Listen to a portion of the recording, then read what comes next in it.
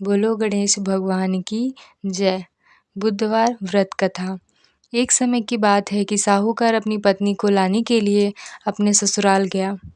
कुछ दिन रहने के बाद उसने अपनी पत्नी के साथ अपने घर आने की सोची। दुर्भाग्य से उस दिन बुधवार का दिन था।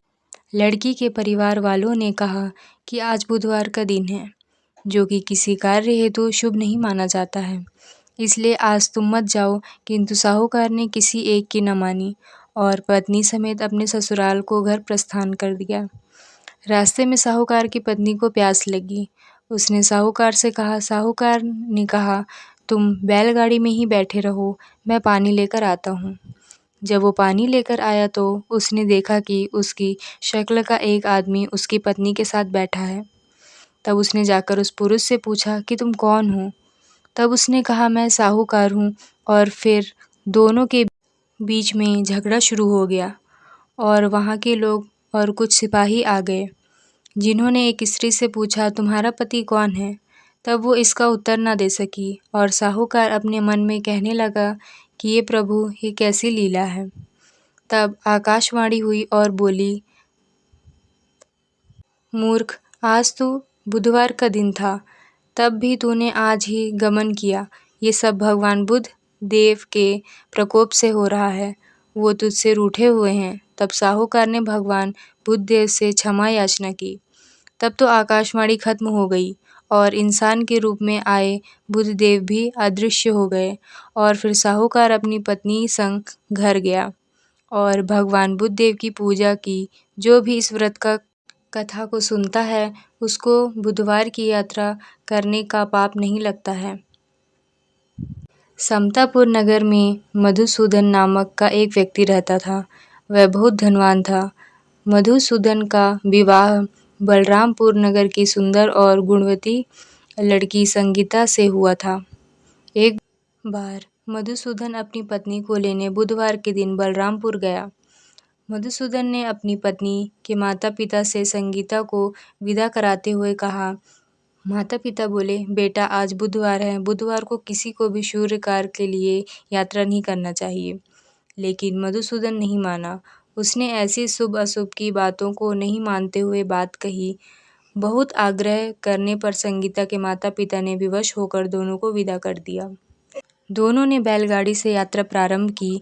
2 कोस की यात्रा के बाद उसकी गाड़ी का एक पहिया टूट गया। वहाँ से दोनों ने पैदल ही यात्रा शुरू की। रास्ते में संगीता को प्यास लगी। मधुसूदन उसे एक पेड़ के नीचे बैठाकर जल लेने चला गया। थोड़ी देर बाद जब मधुसूदन कहीं से जल लेकर वापस आया तो वह बुरी तरह हैरान हो उठा, क्योंकि उसकी पत्नी के पास उसकी ही शक्ल सूरत का एक दूसरा व्यक्ति बैठा हुआ था।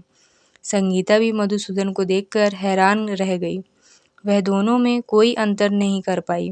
मधुसूदन ने उस व्यक्ति से पूछा, तुम कौन हो और मेरी पत्नी के पास क्यों बैठे हो। मधुसूदन की बात सुनकर उस व्यक्ति ने कहा, अरे भाई, यह मेरी पत्नी संगीता है। मैं अपनी पत्नी को ससुराल से विदा कर लाया हूँ। लेकिन तुम कौन हो जो मुझसे ऐसा प्रश्न कर रहे हो।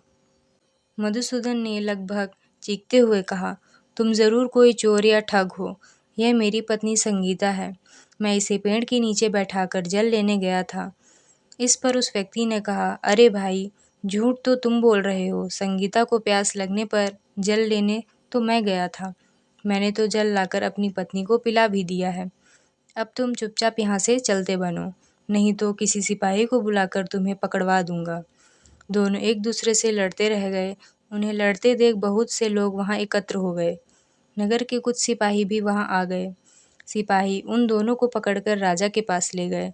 सारी कहानी सुनकर राजा ने भी कोई निर्णय नहीं कर पाया। संगीता भी उन दोनों में से अपने वास्तविक पति को नहीं पहचान पा रही थी। राजा ने दोनों को कारागार में डाल देने के लिए कहा। राजा के फैसले पर असली मधुसूदन भयभीत हो उठा। तभी आकाशवाणी हुई, मधुसूदन, तूने संगीता के माता पिता की बात नहीं मानी और बुधवार के दिन अपने ससुराल से प्रस्थान किया। यह सब भगवान बुद्ध देव के प्रकोप से हो रहा है। मधुसूदन ने भगवान बुद्ध देव से प्रार्थना की कि हे भगवान बुद्ध देव, मुझे क्षमा दीजिए। मुझसे बहुत बड़ी भूल हो गई। भविष्य में अब कभी बुधवार के दिन यात्रा नहीं करूँगा और सदैव बुधवार को आपका व्रत किया करूँगा। मधुसूदन के प्रार्थना करने से भगवान बुद्ध देव ने उसे क्षमा कर दिया। तभी दूसरा व्यक्ति राजा के सामने से गायब हो गया। राजा और दूसरे लोग इस चमत्कार को देखते हैरान हो गए। भगवान बुद्ध देव की इस अनुकंपा से राजा ने मधुसूदन और उसकी पत्नी को सम्मानपूर्वक विदा किया। कुछ देर चलते रास्ते में उन्हें बैलगाड़ी मिल गई। बैलगाड़ी का टूटा हुआ पहिया भी जुड़ा हुआ था। दोनों उस पर बैठ के समतापुर की ओर चल दिए। मधुसूदन और उसकी पत्नी संगीता दोनों बुधवार को व्रत करते हुए आनंदपूर्वक जीवन यापन करने लगे। भगवान बुद्ध देव की अनुकंपा से उनके घर में धन संपत्ति की वर्षा होने लगी। जल्द ही उनके जीवन में खुशियां ही खुशियां भर गई। बुधवार का व्रत करने से स्त्री पुरुषों के जीवन में सभी मंगल कामनाएं पूरी होती हैं और व्रत करने वाले को बुधवार के दिन किसी आवश्यक काम से यात्रा करने पर भी कोई कष्ट भी नहीं होता है। तो बोलिए गणेश भगवान की जय।